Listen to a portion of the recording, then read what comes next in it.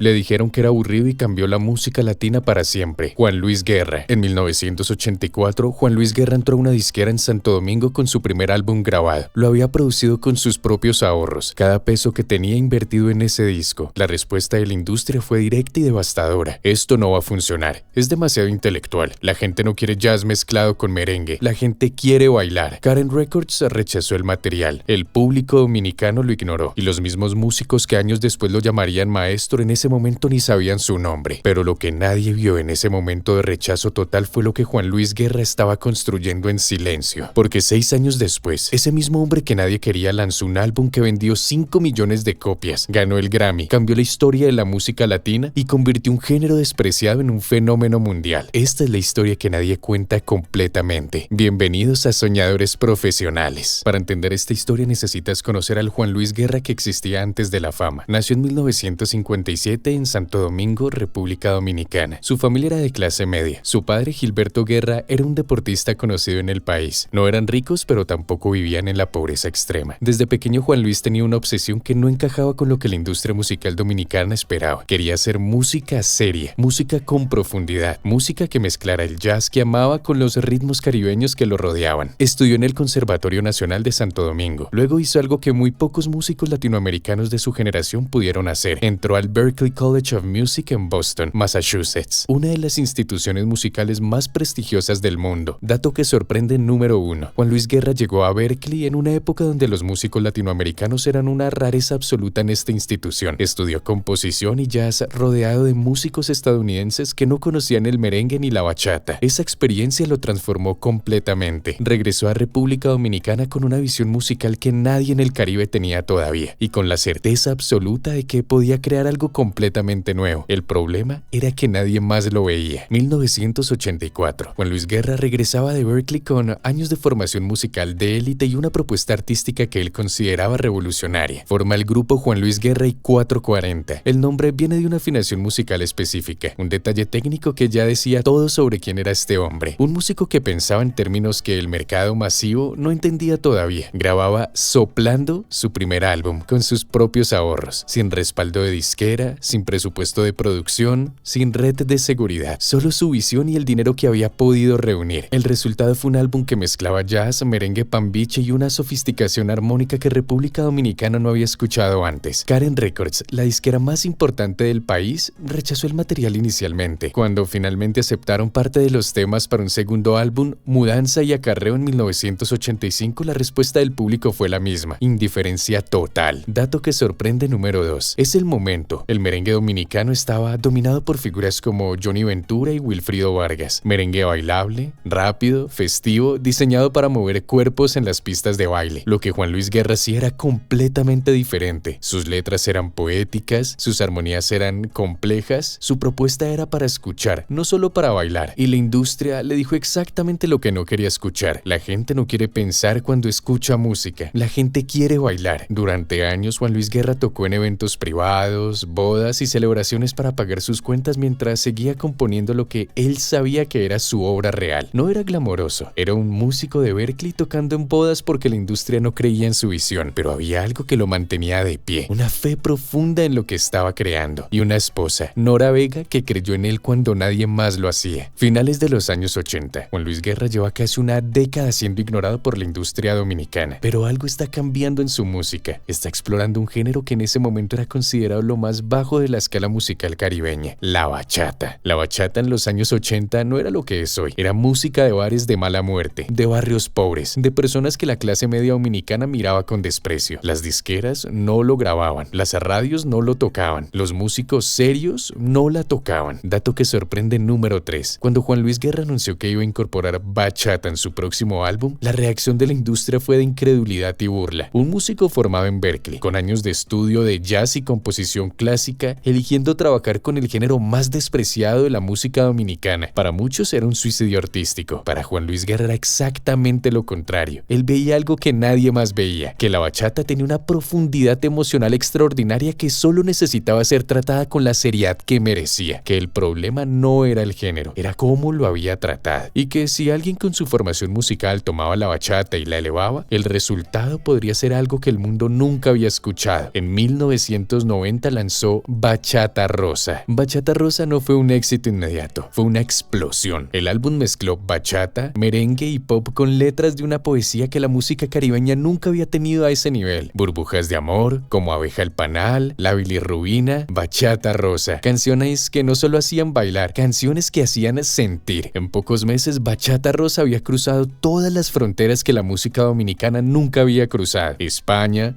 México, Colombia, Argentina, Estados Unidos. 5 millones de copias vendidas, el Grammy al mejor álbum tropical latino en 1992 y algo más importante que cualquier premio. Juan Luis Guerra había tomado un género que la industria despreciaba y lo había convertido en un fenómeno cultural global. Dato que sorprende número 4. Lo que muy poca gente sabe es que el éxito de Bachata Rosa no cambió quién era Juan Luis Guerra financieramente de la manera que todos asumen, porque durante años de trabajo con Karen Records, los términos contractuales no siempre favorecieron al artista de la manera que debían. Fue después del éxito masivo que Juan Luis Guerra comenzó a estructurar su carrera de una manera diferente. Negoció mejores términos, tomó más control sobre su producción, construyó una estructura donde su música generaba valor para él, no solo para la disquera. Y cuando llegó su conversión religiosa a mediados de los 90, la industria predijo el fin de su carrera. Un artista que había conquistado el mundo con canciones de amor y fiesta, anunciando que su fe era ahora el centro de su vida. Los ejecutivos dijeron que había perdido la cabeza. Los números dijeron lo contrario. Sus álbumes de los 90 y 2000, incluyendo Fogarate, Ni es lo mismo ni es igual y La llave de mi corazón, siguieron siendo éxitos masivos, porque Juan Luis Guerra entendió algo que la industria nunca comprendió sobre él. Su audiencia no lo seguía por el género que cantaba, lo seguía por la autenticidad de lo que decía. Y esa autenticidad